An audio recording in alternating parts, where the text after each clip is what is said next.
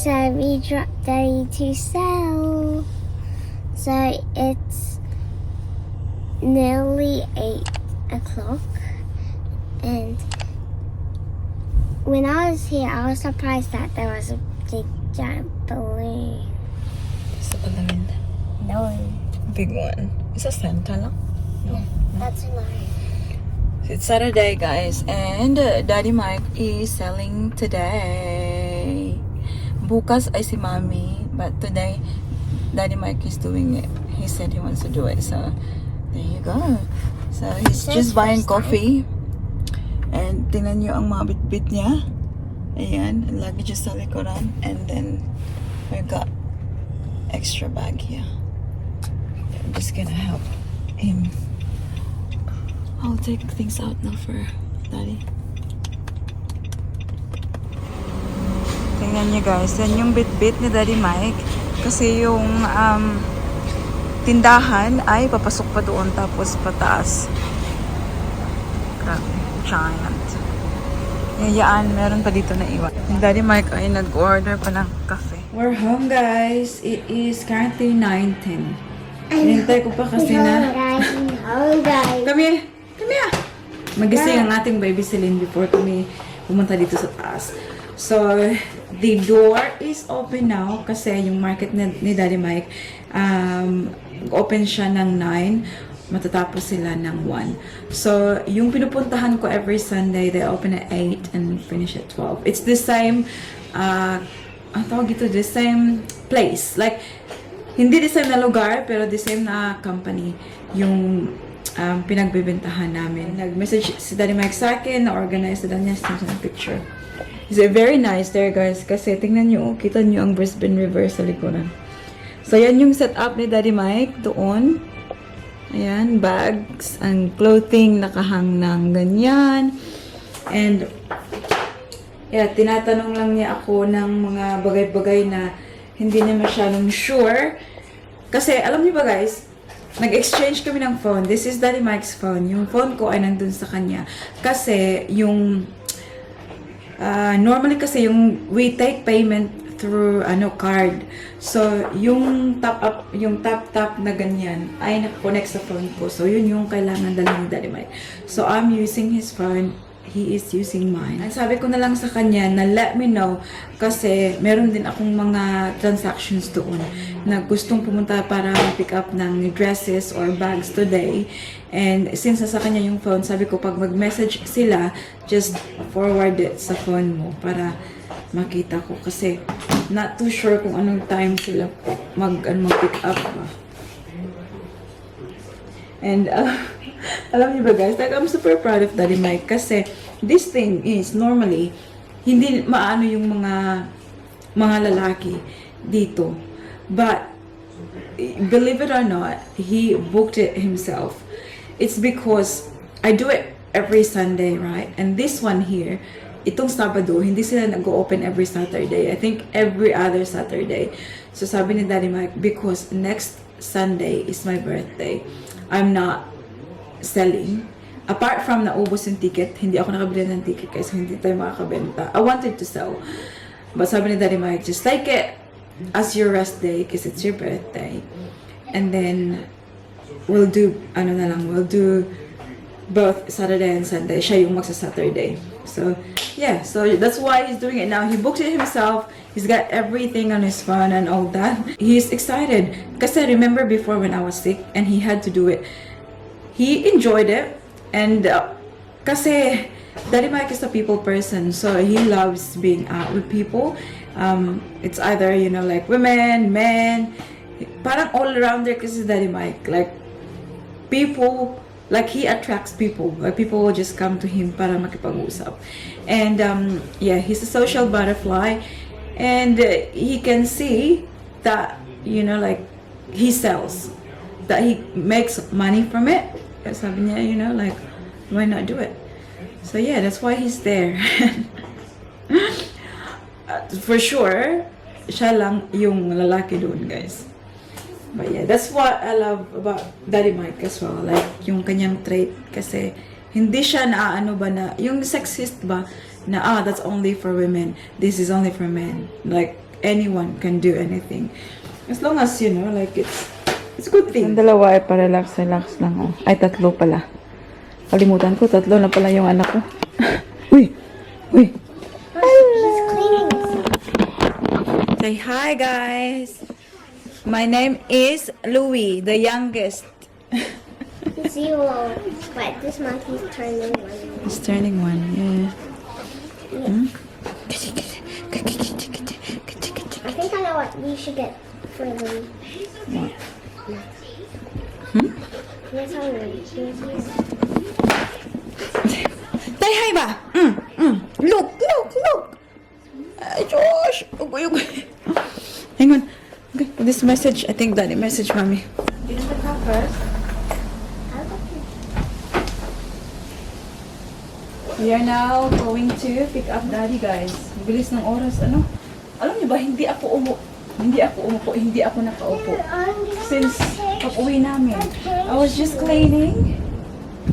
I never had a chance to sit. And now we're going back to pick up Daddy. God, go sit in your seatbelt. I mean, in your car seat, Daddy.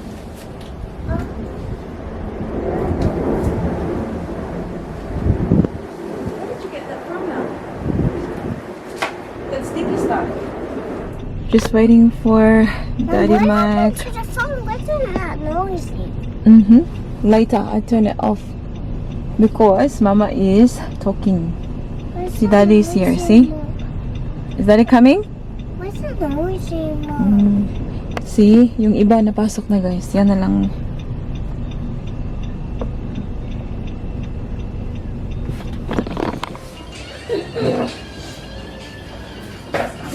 Yes, Daddy, guys, tanungin natin siya kung kumusta ang kanyang doon. How's your selling day, Daddy? Yeah, it went really well. Very hot in there, very humid. But overall, lots of people.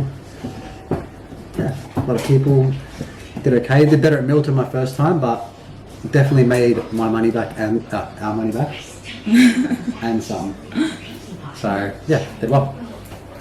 And I enjoyed it. I was standing next to the lady who was playing music, Oh, yes. so I got to like a free concert the whole time. They don't have that in Milton. No, with the States is way bigger and I'm not sure. Yeah. So no, it was good. Nag-stop kami sa, Louis Bakery, guys. Bumili ako Bakery. ng noodle salad, pork, fried rice, and chicken curry. Chicken Louis. Louis curry. We should try to cut these out of him. You know what? The, Sticky. the prickle things. So he's got like 5 of them stuck all in here. Boy. Ang sarap-sarap. And Sarap Mummy is personally funding that bakery's existence every day. Put my rice in it. Put my rice in it.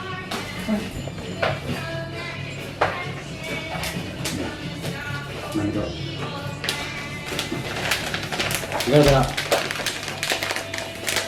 You gotta break it up. On our way, picking up Daddy, pumunta kami sa isang shop din siya, guys, pero pre-owned siya. Nakabili ako nito. Shoes! Ayan. Maganda to siya kasi pwede ko to siyang magamit daily. Kasi hindi man siya okay shoes. Maganda siya tingnan. Look. From Spur.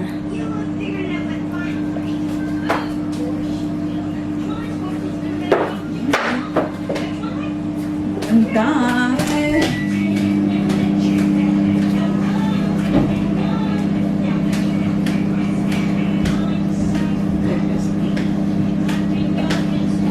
Did you book my ticket? May mag-pick up nito, guys. Yung dress na ito eh. This one is Australian brand. Benta ko sana siya ng 150. Inano niya, sabi niya, pwede 100 na lang. Maliit na kasi sa akin. Ganda pa naman ito.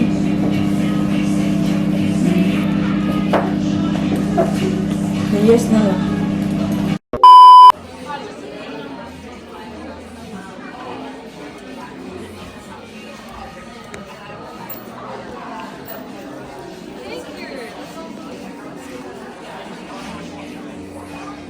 Kain tayo.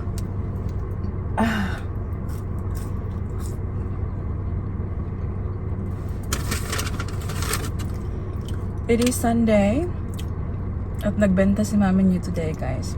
And you might be wondering why, bakit nag-iisa si mami today na nagbenta. So sa Ate Paris natin ay wala kasi meron siyang birthday party na inatinan. And she can't miss that one, guys. You know her, she loves parties. And especially itong party na pinuntahan niya, guys, yung friend niya. It's not games or anything like that. Pinuntahan nila ay spa. Alam niyo yung ba, pedicure, manicure for kids. Ayan. And you know, Paris is really into that. Buti na lang, guys, sobrang bait nitong yung mama ng nag-birthday. Kasi sabi ko, I don't think Paris can go because I'm selling, di ba? And galing ako ng bahay 6:20, 6:30. Nakakauwi ako ngayon? 1:54. Nandito pa ako sa harapan ng McDonald's, guys. Hindi pa ako nakauwi. Sabi ko, I can't do it. And then she said, in-offer niya na she'll pick up Paris, which she did. And ngayon, so pinick up niya si Paris, guys, sa bahay. They went to the party together. And then ngayon dapat sana idadrop niya sa bahay, but then tinawagan niya ako, sabi niya na Petra, yun pangalan ng anak niya, and Paris, they made a plan na gusto pa nilang maglaro. So sabi niya, is it okay if I'll take Paris home and then when you're ready you can come and pick her up. So si Ate Paris ay nandun sa kanila naglalaro pa, guys. At nagmamadali ako kasi dapat sana we go and see the family this afternoon, yung aking mga pinsan, kasi we're doing the Secret Santa, maghubot-ubot na ng pangalan. But Daddy Mike messaged them na, you know, we won't be able to make it kasi nandito pa ako, guys, and I think 2 o'clock something magsa-start sila, so we will just join them via FaceTime. Busy ng buhay, guys, napaka-busy ba? Alam nyo ba, I'm very happy kasi I did well today with my selling. I sold my Louis Vuitton Speedy 30 handbag. So, yung normal na kinikita ko, guys, parang dinoble siya. So, I'm very, very happy about it. Even though, very tiring, but, you know, you can't complain, guys. Hindi madali ang kumita ng pera.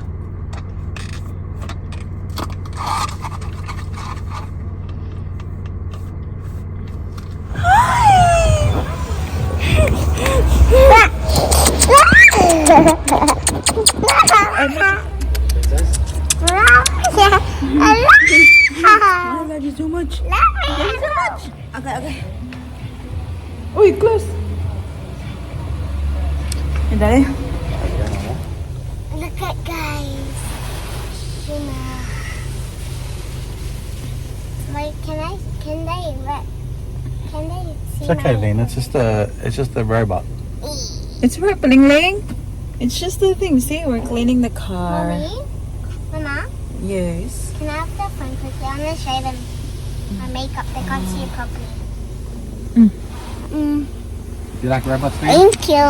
No. So guys, I went to Petra's birthday party. Is it too loud? It will. Yeah, it's loud. This one is just cleaning. The other one is loud. Mom. Mommy, where's my bag? It makes too loud. No. So we're washing the car Did you and repeat that? I'm so excited to see what it's going to look like. So I'll see you when it's done. Hi guys, I'm doing my homework. 1, 2, 3, 4, 5, 6, 7. Mama, how much about 7? Come on, try it. And No, it doesn't. I don't know. And there's no rubbish. Just spell it in your head first. S. Yeah. I'll do on this paper. Ay, Louie! Ay, naughty boy.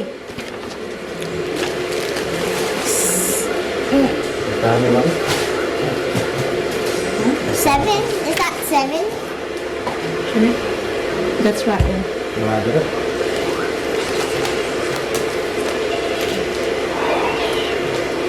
I use the vacuum. Did it work? Yeah, I have to use it, of course. Yeah, well, anyway, it's alright. It's not the best vacuum in the world. Lola. You have a look and up. I have to, yeah, the vacuum. What are you drinking? No. Use the number to find the answer. It's okay first. Oreo. Oreo.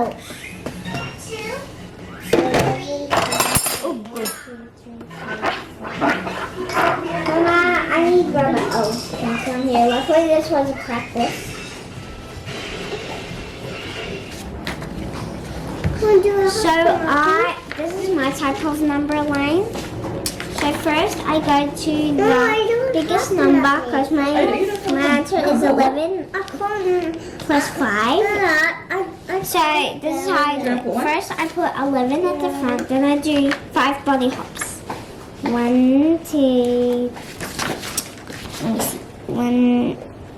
1, 2, 3, 4, 5. Let me count. 12, 13, 14, 15, 16. Honey. So I told Not you 16. because it's too noisy. So I'm going to put 16. Okay, you go sit there then. If you wanna watch, okay? And that for Christmas. Oh, okay. When I call you mommy, I'll just make you a costume. Give me a costume. Yeah?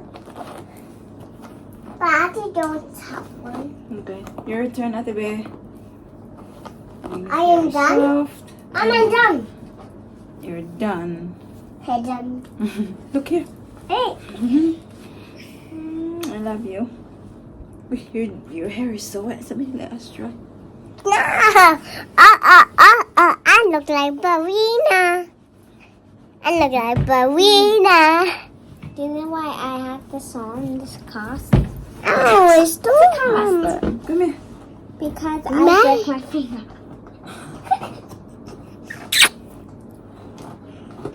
So, I'll tell you why I have this. No, that's mine. Yeah, Celine, stop. Let Ate borrow lang because she's got boo-boo on her finger. No, mine. Oh, just get another one. I'll get you one. I'll get you one. Ambot mo lang eh. Here. Okay, thank you, Ate. This is actually my nappy. I got this little scratch here. I want to see. And it really stings, even though it doesn't look like it's painful. It really stings. Ow, mommy! Sorry, baby. You're spiking me. I'm going to be in the toilet. Oh my goodness.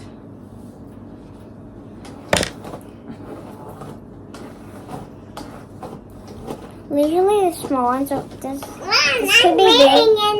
The toy could, Oh, yeah. this little scratch could be big. Some of them are big, some of them are small, but the smallest ones are the ones that stings the most. So we'll see you later. Bye. Good night, guys. Hope I get Tulog better. ko na tong dalawa, guys. How I got better? Kasi pa ito bukas si mami niya at tingnan niyo, hindi pa nakapag-bake. Mommy, can we make the cake tomorrow? No, we'll have to do it on Thursday, sweetheart. Come na, Lini. Say goodnight na, tita and tito. We'll see you in our next vlog, guys. Maybe tomorrow. Thank you so much for watching today's video. We're sleeping. We're sleeping. Say good. Alo, saan mga Good night. Good night. Good night. Love you guys. Good night. You forgot the kiss.